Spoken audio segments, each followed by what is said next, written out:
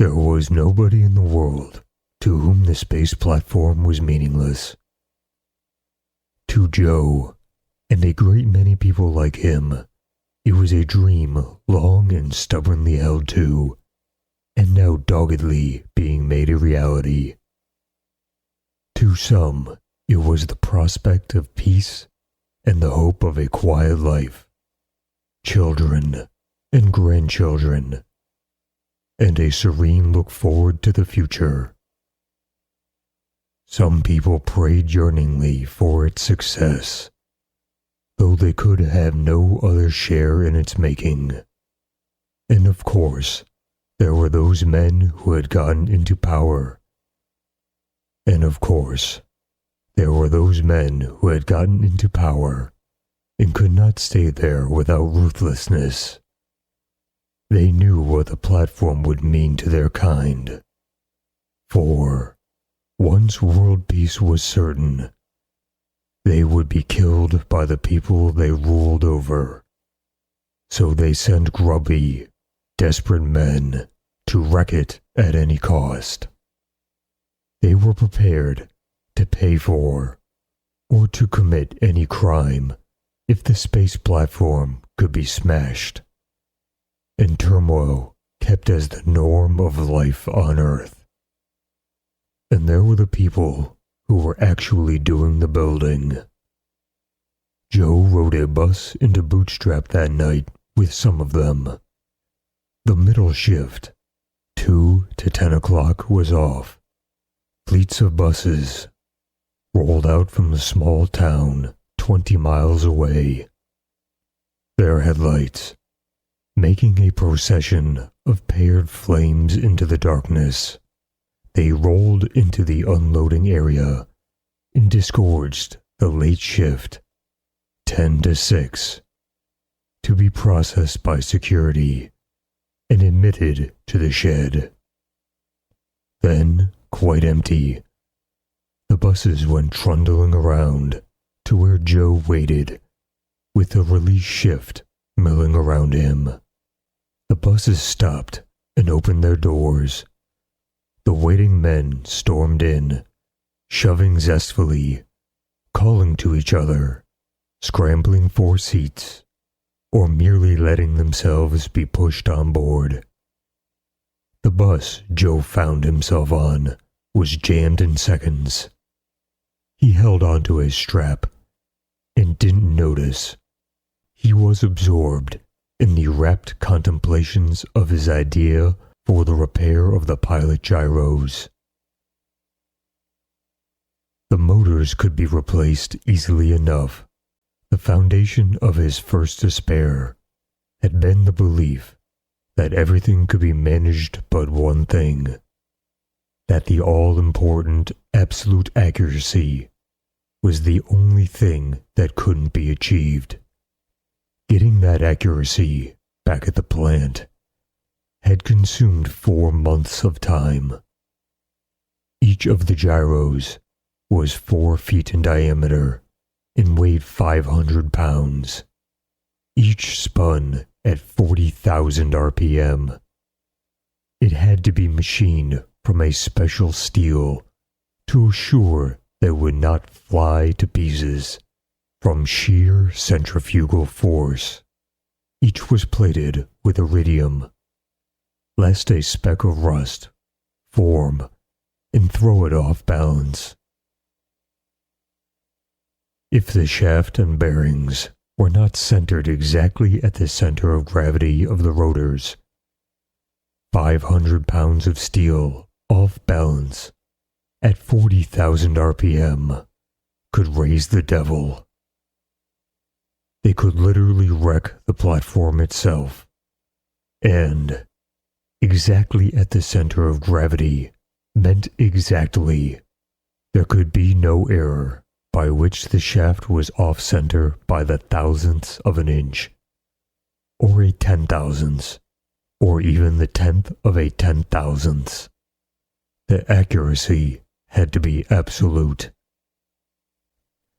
Gloating over the solution he'd found, Joe could have hugged himself. Hanging to a strap in the waiting bus He saw another bus start off with a grinding of gears and a spouting of exhaust smoke. It trundled to the highway and rolled away. Another and another followed it. Joe's bus fell in line. They headed for Bootstrap in a convoy, a long, long string of lighted vehicles, running one behind the other. It was dark outside. The shed was alone, for security. It was 20 miles from the town where its workforce slept, and ate, and made merry. That was security too. One shift came off, and went through a security check, and during that time, the shed was empty, save for the security officers who roamed it endlessly, looking for trouble. Sometimes they found it. The shift coming on also passed through a security check. Nobody could get into the shed without being identified past question. The picture badge stage was long since passed on the space platform job. Security was tight. The long procession of buses rolled through the night. Outside was dark desert. Overhead were many stars. Inside the jammed bus were swaying figures, crowded in the aisle, and every seat was filled. There was the smell of sweat and oil and tobacco.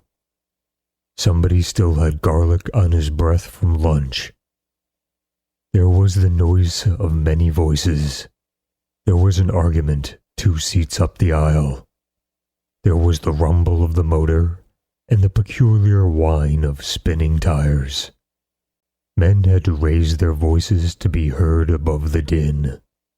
A swaying among the crowded figures, more pronounced than that caused by the motion of the bus, caught Joe's eye.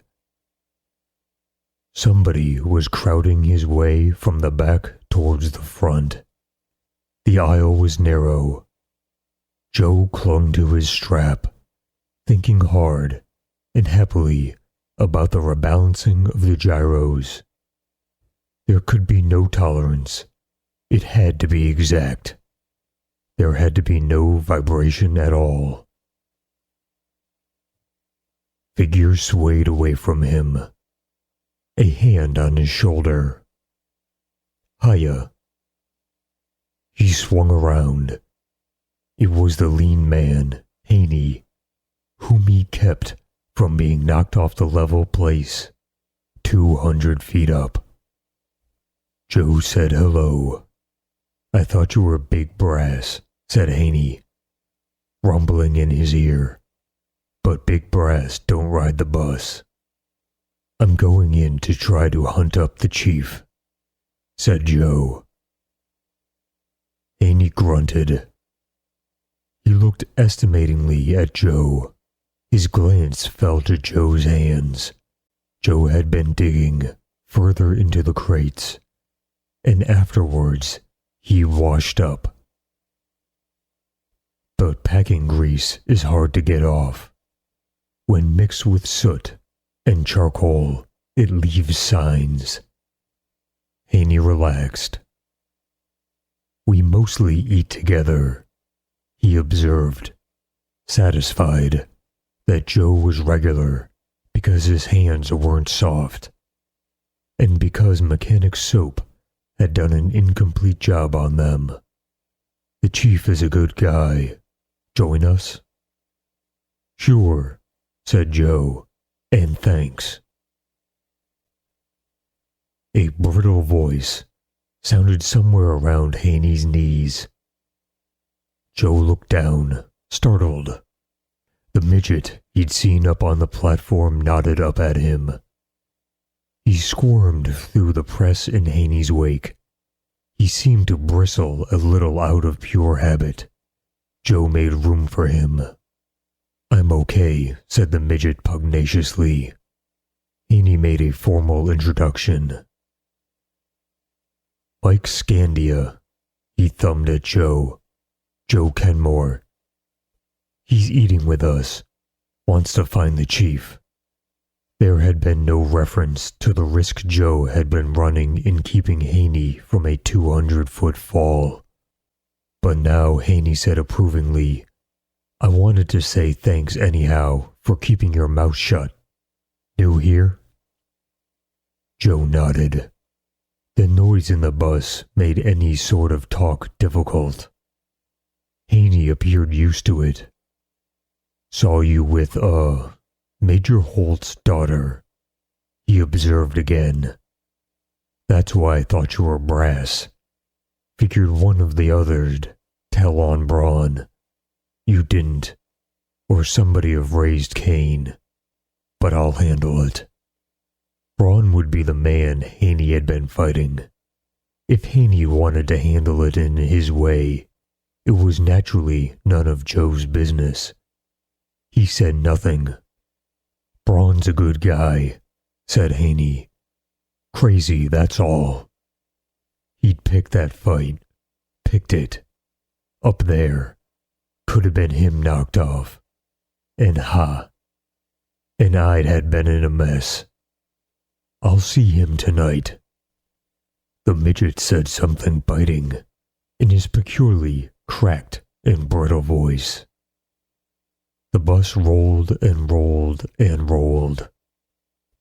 It was a long 20 miles to Bootstrap.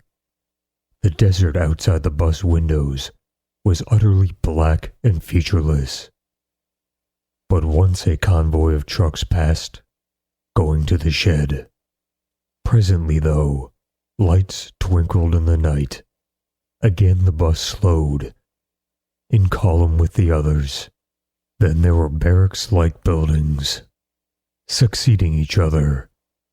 And then there was a corner, and suddenly the outside was ablaze with light. The buses drew up to the curb and stopped. And there everybody was immediately in a great hurry to get out, shoving unnecessarily, and Joe let himself be carried along by the crowd. He found himself on the sidewalk with bright neon signs up and down the street. He was in the midst of a crowd which was the middle shift released. It eddied and dispersed without seeming to lessen. Most of the figures in sight were men. There were very, very few women.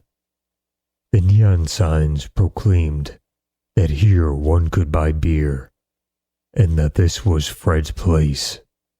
And there was Sid's steak joint, bowling, pool, a store still open for this shift's trade. Sold fancy shirts and strictly practical work clothes, and highly eccentric items of personal adornment. A movie house, a second, and third. Somewhere a record shop fed repetitious music into the night air. There was movement and crowding and jostling, but the middle of the street was almost empty save for the buses. There were some bicycles, but practically no other wheeled traffic. After all, Bootstrap was strictly a security town.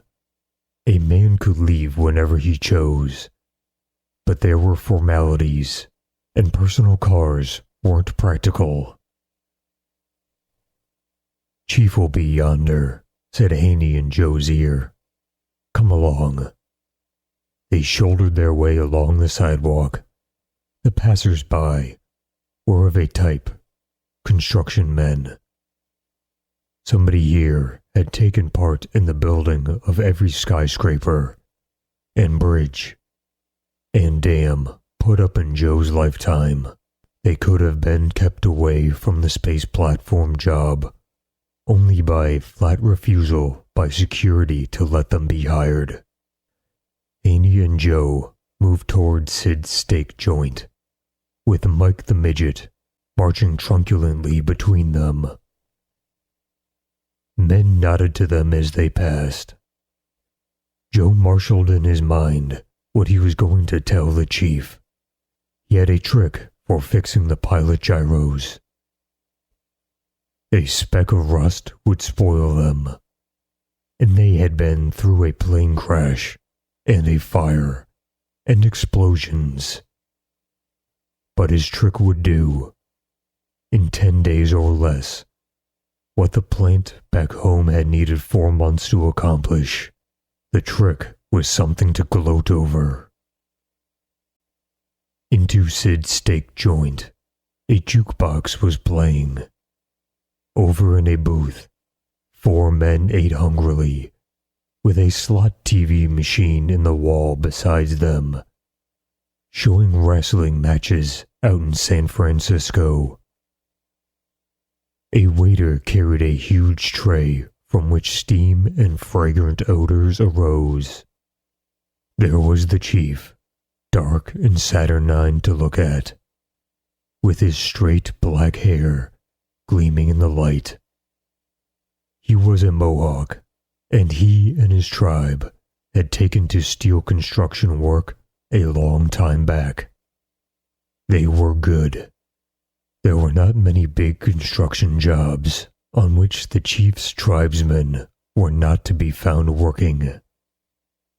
40 of them had died together in the worst construction accident in history, when a bridge on its way to completion collapsed in the making. But there were a dozen or more at work on the space platform now. The chief had essayed machine tool work at the Kenmore plant, and he'd been good. He'd pitched on the plant's baseball team, and he'd sung bass in the church choir. But there had been nobody else around who talked Indian, and he'd gotten lonely. At that, though, he'd left because the space platform began, and wild horses couldn't have kept him away from a job like that. He'd held a table for Haney and Mike, but his eyes widened when he saw Joe. Then he grinned and almost upset the table to stand up and greet him. "Son of a gun," he said warmly. "What you doing here?" "Right now," said Joe, "I'm looking for you. I've got a job for you." The chief, still grinning, shook his head. "Not me. I'm here till the platform's done." "It's on the job," said Joe. "I've got to get a crew together to repair something I brought out here today. And that something got smashed in the landing." The 4 of them sat down. Mike's chin was barely above the tabletop. The chief waved to a waiter. "Steaks all around," he bellowed. Then he bent towards Joe. "Shoot it." Joe told his story, concisely. The pilot gyros, which had to be perfect, had been especially gunned at by saboteurs. An attack with possibly stolen proximity-fused rockets. The plane was booby-trapped, and somebody at an airfield had a chance to spring the trap. So it was wreckage, crashed and burned on landing. The chief growled. Haney pressed his lips together. The eyes of Mike were burning. "Plenty of that sabotage stuff," growled the chief. "Hard to catch the so-and-sos. Smash the gyros and the takeoff had to wait till new ones got made. And that's more time for sabotage." Joe said carefully, "I think it can be licked. Listen a minute, will you?" The chief's eyes fixed upon him. "The gyros have to be rebalanced," said Joe. "They have to spin on their own center of gravity. At the plant, they set them up, spun them, and found which side was heavy. They took metal off till it ran smoothly at 500 RPM. Then they spun it at 1,000. It vibrated.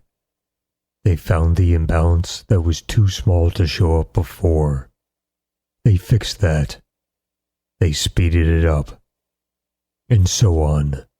They tried to make the center of gravity the center of the shaft by trimming off the weight that put the center of gravity somewhere else, right? The chief said irritably, "No other way to do it. No other way." "I saw one," said Joe. "When they cleaned up the wreck at the airfield, they heaved up the crates with a crane. The slings were twisted. Every crate spun as it rose, but not one. It wobbled.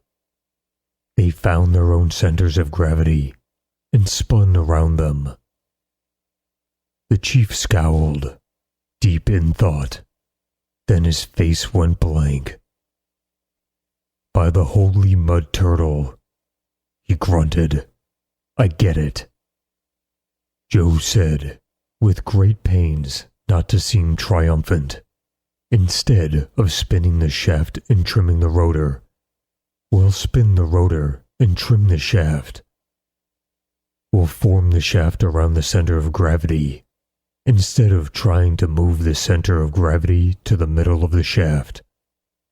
We'll spin the rotors on a flexible bearing base. I think it'll work." Surprisingly, it was Mike the Midget who said warmly, "You got it. Yes, sir, you got it."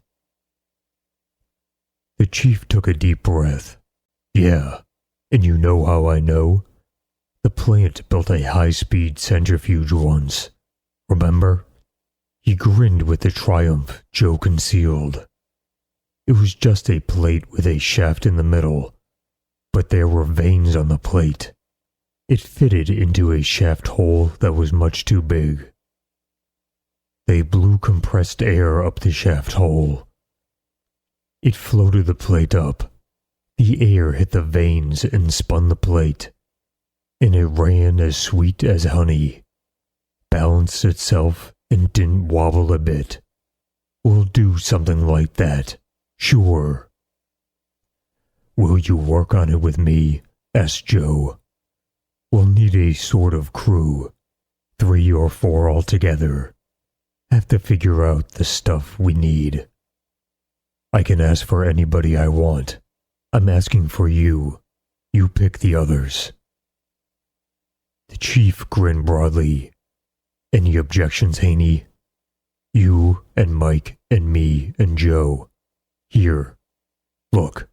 He pulled a pencil out of his pocket. He started to draw on the plastic tabletop, and then took a paper napkin instead. "Something like this." The steaks came, sizzling on their platters they'd been cooked in. The outside was seared, and the inside was hot and deliciously rare. Intellectual exercises like designing of a machine tool operation could not compete with such aromas and sights and sounds.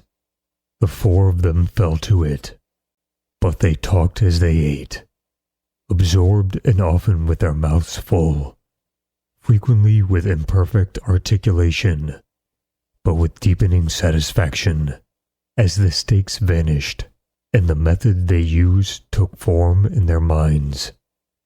It wouldn't be wholly simple, of course. When the rotors were spinning about their centers of gravity, trimming off the shaft would change the center of gravity, but the change would be infinitely less than trimming off the rotor's rims. If they spun the rotors and used an abrasive on the high side of the shaft as it turned. "Going to have precession," warned Mike. "Going to have a polishing surface. Quarter turn behind the cutter. That'll hold it." Joe only remembered afterward to be astonished that Mike would know gyro theory. At the moment, he merely swallowed quickly to get the words out. "Right. And if we cut too far down, we can plate the bearing up the thickness and cut it down again. Plate it up with iridium, said the chief. He waved a steak knife. Man, this is going to be fun.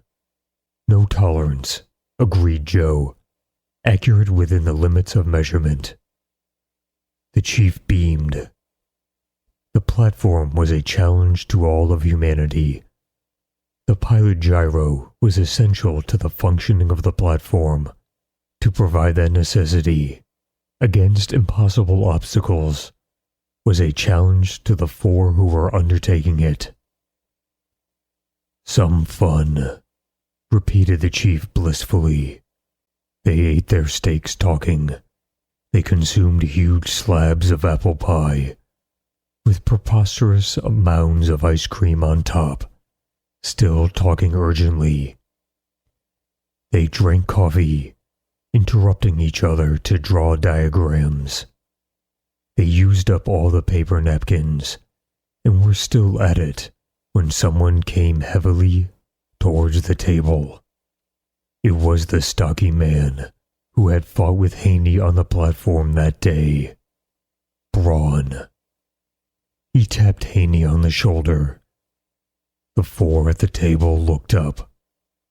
We had a fight today, said Braun in a queer voice. He was oddly pale. We didn't finish. You want to finish? Haney growled. That was a fool business, he said angrily. That ain't any place to fight up on the job. You know it. Yeah, said Braun in the same odd voice. You want to finish it now? Haney said formidably. I'm not dogging any fight. I didn't dodge it then, and I'm not dodging it now. You picked it. It was crazy. But if you got over the craziness... Braun smiled, a remarkably peculiar smile. I'm still crazy. We finish it, huh? Haney pushed back his chair and stood up grimly. Okay, we finish it. You could have killed me. I could have killed you too, with that fall ready for either of us. Sure. Too bad nobody got killed, said Braun.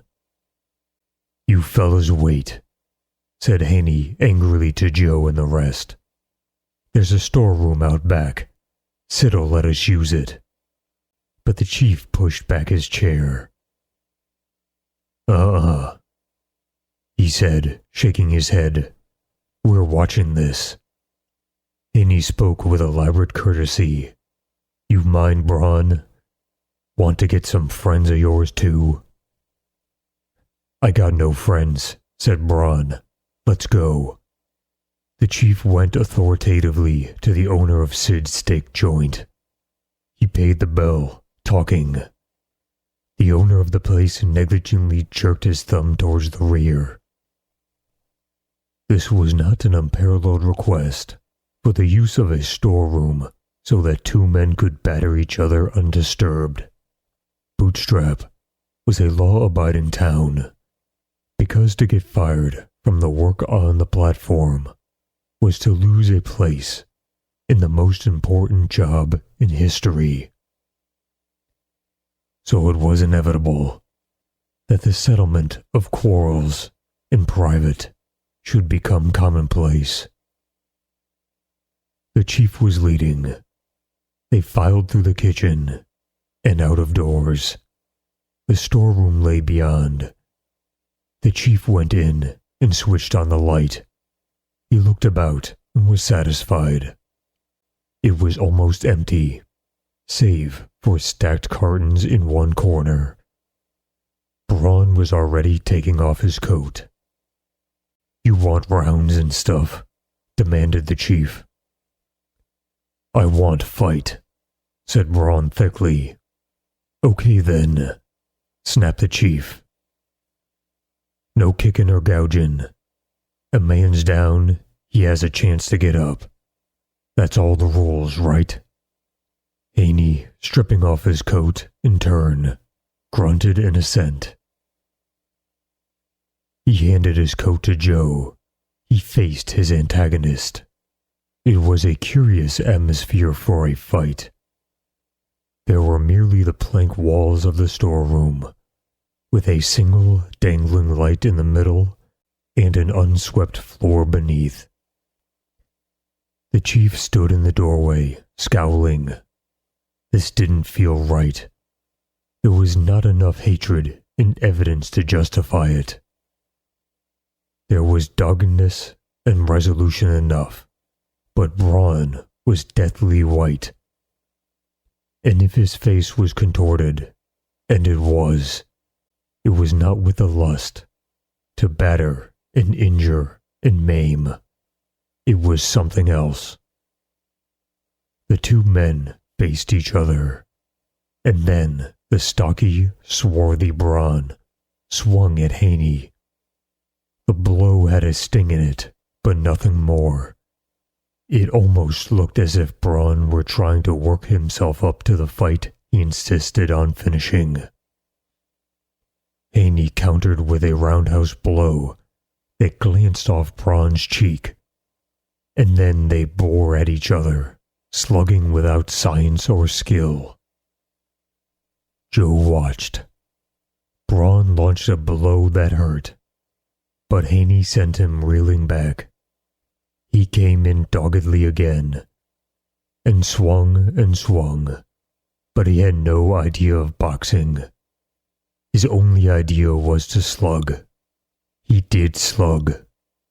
Haney had been peevish rather than angry. Now he began to glower. He began to take the fight to Braun. He knocked Braun down. Braun staggered up and rushed. A wildly flailing fist landed on Haney's ear. He doubled Braun up with a wallop to the midsection. Braun came back, fists swinging.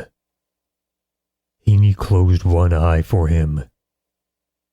He came back. Haney shook him from head to foot with a chest blow. He came back. Haney split his lip and loosened a tooth. He came back. The chief said sourly, "This ain't a fight. Quit it, Haney. He don't know how." Haney tried to draw away, but Braun swarmed on him, striking fiercely until Haney had to floor him again. He dragged himself up and rushed at Haney and was knocked down again. Haney stood over him, panting furiously. "Quit it, you fool.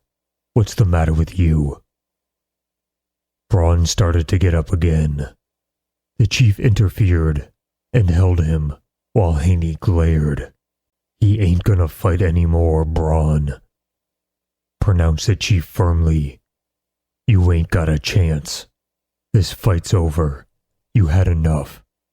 Braun was bloody and horribly battered, but he panted. "He's got enough." "Are you out of your head?" demanded the chief. "He ain't got a mark on him." "I ain't got enough," panted Braun, "till he's got enough." His breath was coming in sob-like gasps, the result of body blows. It hadn't been a fight, but a beating, administered by Haney, but Braun struggled to get up. Mike the Midget said bitterly, "You got enough, Haney. You're satisfied. Tell him so." "Sure, I'm satisfied," snorted Haney. "I don't want to hit him anymore. I've got enough of that." Braun panted. Okay. The chief let him get to his feet. He went groggily to his coat. He tried to put himself into it.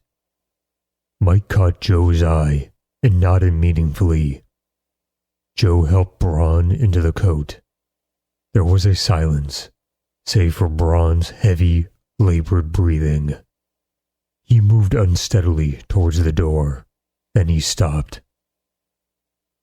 "Haney," he said effortfully, "I don't say I'm sorry for fighting you today. I fight first. But now I say I'm sorry. You're a good guy, Haney. I was crazy. I got reason." He stumbled out of the door and was gone. The four who were left behind stared at each other. "What's the matter with him?" demanded Haney blankly. "He's nuts," said the chief. "If he was gonna apologize." Mike shook his head. "He wouldn't apologize," he said bitterly, "because he thought you might think he was scared. But when he proved he wasn't scared of a beating, then you could say he was sorry." He paused. "I've seen guys I liked a lot less than him." Haney put on his coat, frowning. "I don't get it," he rumbled. "Next time I see him." "You won't," snapped Mike. "None of us will. I'll bet it." But he was wrong. The others went out of the storeroom and back into Sid's steak joint, and the chief politely thanked the proprietor for the loan of his storeroom for a private fight. Then they went out into the neon-lighted business street of Bootstrap. "What do we do now?" asked Joe. "Where are you sleeping?" asked the chief hospitably. "I can get you a room in my place." "I'm staying out at the shed," Joe told him awkwardly. "My family's known Major Holt for a long time. I'm staying at his house, behind the shed." Haney raised his eyebrows, but said nothing. "Better get out there then," said the chief. "It's midnight, and they might want to lock up. There's your bus." A lighted bus was waiting by the curb. Its doors were open, but it was empty of passengers. Single buses ran out to the shed now and then, but they ran in fleets at shift change time. Joe went over and climbed aboard the bus. "We'll turn up early," said the chief. "This won't be a shift job. We'll look things over and lay out what we want and then get to work, eh?" "Right," said Joe, "and thanks." "We'll be there with our hair in braids," said Mike in his cracked voice. "Now a glass of beer and so to bed. Night." Haney waved his hand. The three of them marched off, the two huge figures of Haney and the chief, with Mike trotting drunkenly between them, hardly taller than their knees. They were curiously colorful, with all the many neon-tinted signs upon them. They turned into a diner. Joe sat in the bus alone. The driver was off somewhere. The sounds of Bootstrap were distinctive by night. Footsteps, and the jangling of bicycle bells, and voices, and a radio blaring somewhere, and a record shop loudspeaker somewhere else, and a sort of underriding noise of festivity. There was a sharp rap on the glass by Joe's window. He started and looked out. Braun, battered and bleeding from the corner of his mouth, motioned urgently for him to come by the door of the bus. Joe went. Braun stared up at him in a new fashion. Now he was neither dogged, nor fierce, nor desperate to look at. Despite the beating he'd taken, he seemed completely and frighteningly tranquil. He looked like somebody who has come to the end of torment, and is past any feeling but that of relief from suffering. "You," said Braun, "that girl you were with today, her pop is Major Holt, eh?" Joe frowned and reservedly said that he was. "You tell her, Pop," said Braun detachedly. "This is a hot tip. Hot tip. Look 2 kilometers north of Shed tomorrow. You find something bad. Hot. You tell him. 2 kilometers.